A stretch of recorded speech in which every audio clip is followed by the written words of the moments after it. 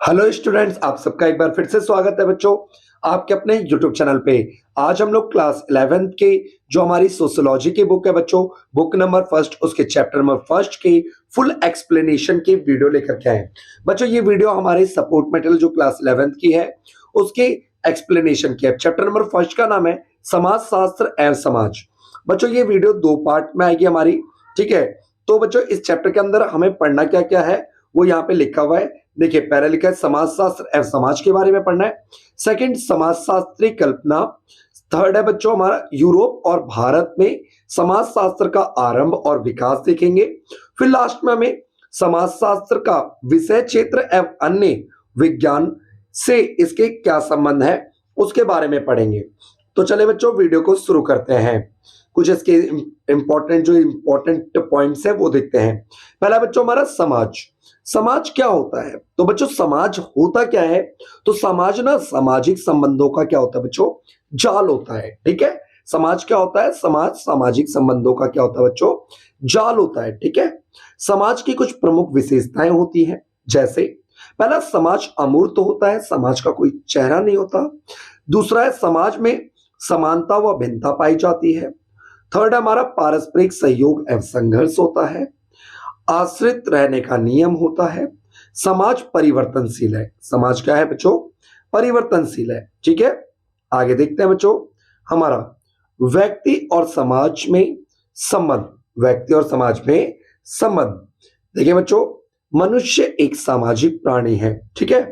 तो व्यक्ति और समाज में क्या संबंध होता है वो देखते हैं। पहला पॉइंट है बच्चों हमारा मनुष्य के क्रियाकलाप समाज से संबंधित है। मनुष्य के क्रियाकलाप किससे संबंधित होते हैं बच्चों? समाज से। जो भी हम काम करते हैं वो समाज के लिए होता है और समाज पर ही उसका अस्तित्व और विकास निर्भर करता है, ठीक है बच्चों। मानव, सेकंड पॉइंट हमारा मानव शरीर को सामाजिक विशेषताएं या गुणों से व्यक्तित्व प्रदान करना समाज का ही काम होता है। देखो मानव कैसा व्यवहार करता है उसको एक गुण प्रदान करना समाज का ही काम होता है। थर्ड है इस दृष्टि से व्यक्ति समाज पर अत्यधिक निर्भर है। फोर्थ है बच्चों हमारा व्यक्तियों के बिना सामाजिक संबंधों को की व्यवस्था नहीं पनप सकती और ना ही सामाजिक संबंधों की व्यवस्था के बिना समाज का अस्तित्व संभव है, ठीक है बच्चों। आगे देखते हैं बच्चों हमारा नेक्स्ट पॉइंट क्या है? मानव समाज और पशु समाज। मानव समाज और पशु समाज में अंतर देखते हैं। देखो बच्चों ये वेरी इंपॉर्टेंट टॉपिक है, इसको अच्छे से समझिएगा, ठीक है। ये कई बार पेपर में आपके आया हुआ है। जो मानव समाज होता है ना बच्चों, वो बोलता है, सोचता है, समझने की उसमें शक्ति होती है, जबकि पशु समाज में बोलने, सोचने, समझने की शक्ति नहीं होती है। अच्छा ये अगर आप देखेंगे ना तो ये मानव के अनुसार है, ठीक है। सेकेंड है बच्चों हमारा अपनी एक संस्कृति होती है मानव समाज की, जबकि पशु समाज की कोई संस्कृति या कल्चर नहीं होता है, ठीक है बच्चों। थर्ड है हमारा स्वयं को व्यक्त करने के लिए भाषा का प्रयोग करते हैं मानव समाज, जबकि स्वयं को व्यक्त करने के लिए इनके पास कोई भाषा नहीं होता है पशु समाज के पास। फोर्थ है बच्चों हमारा भविष्य की चिंता करना और उसके लिए योजना बनाना मानव समाज की एक विशेषता है, जबकि जो पशु समाज है बच्चों वो किसमें जीता है? वर्तमान में। तो उम्मीद करता हूं बच्चों मानव समाज और पशु समाज के बीच में आपको अंतर समझ आया होगा। बच्चों ये बहुत इंपॉर्टेंट टॉपिक था, ठीक है, कई बार पेपर में आया हुआ है। समाजों में बहुलताएं एवं असमानताएं। देखो समाज में बहुलताओं का मतलब क्या होता है बच्चों? बहुलताओं का मतलब होता है जिनकी संख्या समाज में ज्यादा होती है, और असमानताएं मतलब भिन्नता है। फर्स्ट पॉइंट देखिए, एक समाज ना दूसरे समाज से क्या होता है बच्चों? भिन्न होता है। एक समाज दूसरे समाज से भिन्न होता है। सेकेंड, हम एक से अधिक समाज में के सदस्य बनते जा रहे हैं। थर्ड है बच्चों हमारा दूसरे समाज से अंतःक्रिया करते हैं, उनकी संस्कृति को ग्रहण करते हैं। फोर्थ है बच्चों इस प्रकार आज हमारी संस्कृति एक मिश्रित संस्कृति तथा हमारा समाज एक बहुलवादी समाज, एक से ज्यादा समाज में परिवर्तित होता जा रहा है, ठीक है बच्चों। आगे बच्चों हमारा पॉइंट नंबर 5 है हमारे समाज में असमानता समाजों के बीच केंद्र बिंदु है। उदाहरण के तौर पे जैसे अमीर और गरीब के बीच में डिफरेंस है ना। अच्छा आगे देखते हैं बच्चों नेक्स्ट पॉइंट क्या हमारा? समाज शास्त्र। देखो बच्चों, अभी तो हमने समाज के बारे में जाना, पशु समाज और मानव समाज में अंतर देखा। अब देखते हैं हम समाज शास्त्र क्या होता है। तो देखो, सामाजिक संबंधों का व्यवस्थित व क्रमबद्ध तरीके से अध्ययन करना, जो सामाजिक संबंध होते हैं ना उनका व्यवस्थित तरीके से अध्ययन करने के विज्ञान को ही हम समाजशास्त्र कहते हैं। ठीक है बच्चों, ये समझ आया होगा आपको समाजशास्त्र क्या होता है।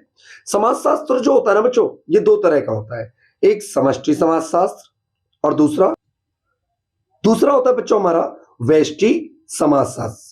ठीक है बच्चों, जो हमारा समाजशास्त्र होता है ये कितने प्रकार के होते हैं, एक होता है समष्टि और एक होता है व्यष्टि। इसको समझने से पहले एक चीज समझ लीजिए। देखिए, समष्टि का मतलब होता है बच्चों हमारा बड़ा। ठीक है, समष्टि का अर्थ क्या होता है बच्चों, बड़ा, जबकि व्यष्टि का अर्थ क्या होता है, छोटा। जब हम बड़े समाज का अध्ययन करते हैं ना तो उसे हम समष्टि समाजशास्त्र कहते हैं।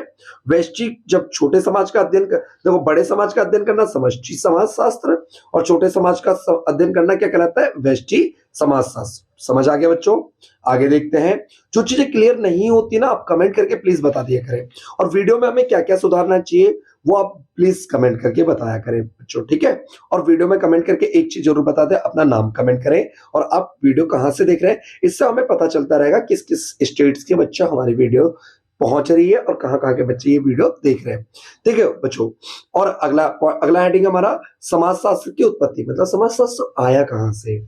देखिए बच्चों, फर्स्ट पॉइंट हमारा, समाजशास्त्र का जन्म 19वीं शताब्दी में हुआ था। कब हुआ था बच्चों, 19वीं शताब्दी में हुआ था। सेकंड है हमारा, समूह के क्रियाकलापों में भाग लेने के लिए आवश्यक है कि समस्याओं को सुलझाया जाए, और इन्हीं प्रयत्नों के परिणाम स्वरूप ही समाजशास्त्र की क्या हुई है बच्चों, उत्पत्ति हुई है। ठीक है, थर्ड पॉइंट हमारा, 19वीं शताब्दी के प्रारंभ में फ्रांस के एक विचारक थे जिनका नाम था क्या बच्चों, ऑगस्टस कॉम्ट। याद रखना, समाजशास्त्र के पिता कौन थे, कई बार क्वेश्चन पूछ लेता, Augustus Comte.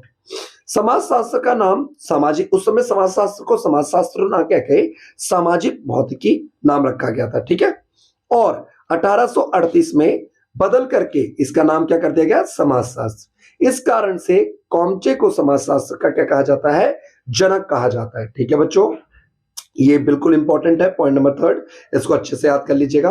Point number fourth है बच्चों हमारा, समाजशास्त्र को एक विषय के रूप में विकसित करने का जो श्रेय है वो दुर्खिम, स्पेंसर तथा मैक्स वेबर आदि विद्वानों के विचारों पर काफी योगदान रहा है।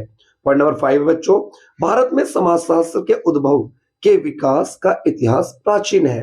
पॉइंट नंबर 6 है बच्चों, भारत के समाजशास्त्र विभाग 1919 में मुंबई विश्वविद्यालय में शुरू हुआ था तथा औपचारिक अध्ययन इसका शुरू हुआ। ठीक है बच्चों, आगे देखते हैं। ये उम्मीद करता हूं ये आपको समाजशास्त्र का विकास पूरा अच्छे तरीके से समझ आया होगा। ठीक है बच्चों, आगे देखिए, हमारा नेक्स्ट हेडिंग क्या है, भारत में समाजशास्त्र के अध्ययन की आवश्यकता। भारत में समाजशास्त्र की अध्ययन की आवश्यकता क्या है, तो देखिए फर्स्ट पॉइंट, भारत में व्यापक क्षेत्र, देखो भारत के अंदर क्षेत्रवाद बहुत ज्यादा है, भाषावाद बहुत ज्यादा है, संप्रदायवाद बहुत ज्यादा है। भारत में अलग अलग जाति के लोग रहते हैं तो जातिवाद भी है। तो इन्हीं समस्याओं को व्यवस्थित ढंग से सुलझाने के लिए हमें समाजशास्त्री अध्ययन की आवश्यकता होती है। ठीक है बच्चों, सेकंड हमारा, इसी कारण भारत के विभिन्न समस्याओं के समाधान हेतु समाजशास्त्र का अध्ययन अधिक लोकप्रिय होता जा रहा है। थर्ड है बच्चों, दूसरे समाजों के साथ तुलनात्मक अध्ययन होता है। फोर्थ है बच्चों, सामाजिक गतिशीलता के बारे में हमें पता चलता रहता है। ठीक है, आगे देखिए, ये भी वेरी वेरी इंपॉर्टेंट क्वेश्चन है बच्चों, वेरी वेरी इंपॉर्टेंट टॉपिक, ये भी कई बार पेपर में आया हुआ है। समाजशास्त्र की प्रकृति की मुख्य विशेषताएं, समाजशास्त्र का नेचर कैसा है। समाजशास्त्र एक सामाजिक विज्ञान है, ना कि प्राकृतिक विज्ञान है। ठीक है, सेकंड विशेषता है, समाजशास्त्र एक निरपेक्ष विज्ञान है, ना कि आदर्शात्मक विज्ञान है। समाजशास्त्र अपेक्षाकृत एक अमूर्त विज्ञान है, ना कि मूर्त विज्ञान है। समाजशास्त्र एक सामान्य विज्ञान है, ना कि विशेष विज्ञान है। ठीक है बच्चों, आगे देखते हैं। नेक्स्ट हेडिंग हमारा, बौद्धिक विचार जिनकी समाजशास्त्र की रचना में भूमिका रही है। प्राकृतिक विकास के वैज्ञानिक सिद्धांतों और प्राचीन यात्रियों के द्वारा पूर्व आधुनिक सभ्यताओं की खोज से प्रभावित होकर के उपनिवेशी प्रशासकों ने समाजशास्त्रों एवं सामाजिक मानव विज्ञान ने समाजों के बारे में इस दृष्टिकोण से विचार किया कि उनकी विभिन्न प्रकारों का वर्गीकरण किया जाए ताकि सामाजिक विकास के विभिन्न चरणों को पहचाना जा सके। ठीक है बच्चों, ये समझ आया होगा बौद्धिक विचारों का समाजशास्त्र में अध्ययन। अब देखिए, ये भी कई बार क्वेश्चन आपका जब फर्स्ट टर्म का पेपर हुआ था बच्चों, ये आया था हमारा समाज, सरल समाज और जटिल समाज में क्या अंतर होता है। देखिए बच्चों, भारत स्वयं परंपरा और आधुनिकता का, गांव और शहर का, जाति और जनजाति का, वर्ग एवं समुदाय का एक जटिल मिश्रित समाज रहा है। ठीक है, आगे देखिए, 19वीं शताब्दी में क्या होता है बच्चों, समाज का वर्गीकरण किया गया। आधुनिक काल से पहले के समाज के प्रकार जैसे कि शिकारी, टोलियां एवं संग्रहकर्ता, चरवाहे एवं कृषक, कृषक एवं गैर औद्योगिक सभ्यता, ठीक है, इन्हें सरल समाज कहा जाता था। जबकि जटिल समाज किन्हें कहते थे, जो आधुनिक समाजों के प्रकार जैसे औद्योगिक समाज, इन्हें जटिल समाज कहते थे। ठीक है, डार्विन जो थे हमारे, डार्विन के जीव विकास के विचारों का आरंभिक समाजशास्त्र विचार पर दृढ़ प्रभाव था।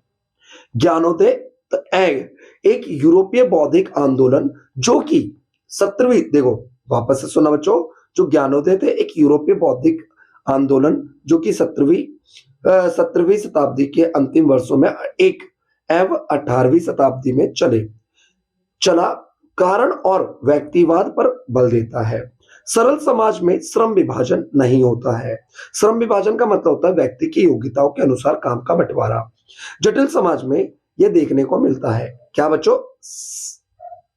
श्रम विभाजन। अब आगे देखते हैं बच्चों, अगला हेडिंग है हमारा भौतिक मुद्दे जिनकी समाजशास्त्र की रचना में भूमिका है। तो कौन कौन से ऐसे भौतिक मुद्दे जिससे समाजशास्त्र की रचना में अहम भूमिका रही है? तो देखो, औद्योगिक क्रांति। औद्योगिक क्रांति के बाद बच्चों समाज में बदलाव आया और पूंजीवाद का उद्भव हुआ। औद्योगिक क्रांति एक नई गतिशील आर्थिक क्रियाकलाप है, पूंजीवाद पर आधारित थी। पूंजीवाद आर्थिक उद्यम की एक व्यवस्था है जो कि बाजार विनिमय पर आधारित है। यह व्यवस्था उत्पादन के साधनों पर, संपत्ति के निजी स्वामित्व पर आधारित थी। ठीक है बच्चों, औद्योगिक उत्पादन की उन्नति के पीछे यही पूंजीवादी व्यवस्था एक प्रमुख शक्ति थी। सेकंड है बच्चों, उद्यमी निश्चित और व्यवस्थित मुनाफे की आशा से प्रेरित थे।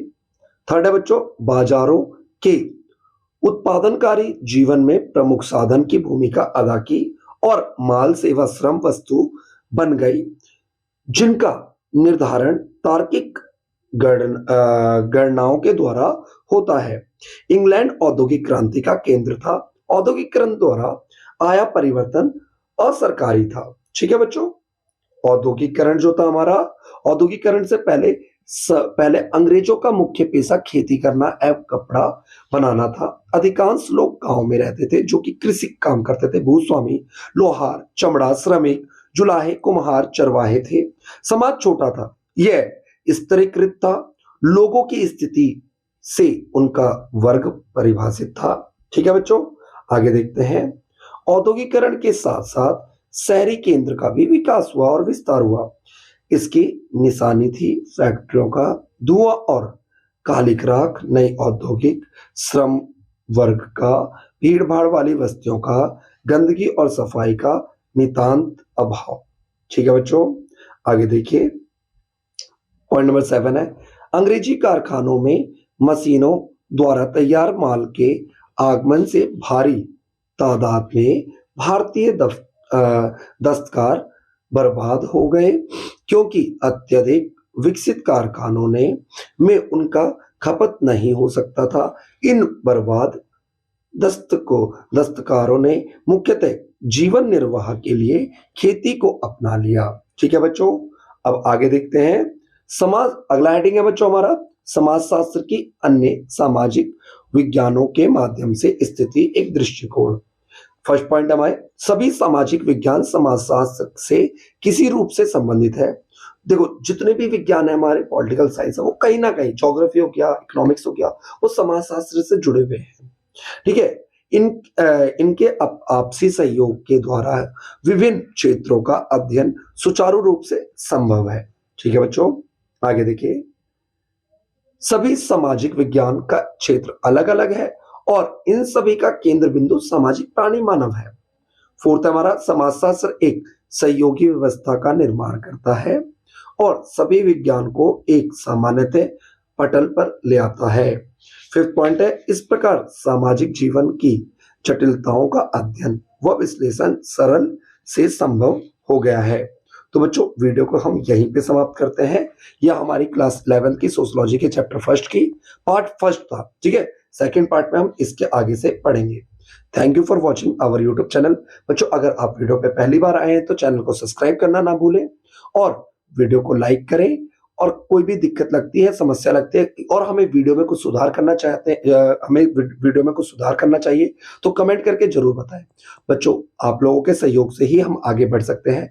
आप लोगों के बिना हम बिल्कुल भी कुछ भी नहीं कर सकते हैं। प्लीज हमारे चैनल को सपोर्ट करें और इस परिवार को बड़ा बनाने में हमारी हेल्प करें। Thank you for watching our YouTube channel.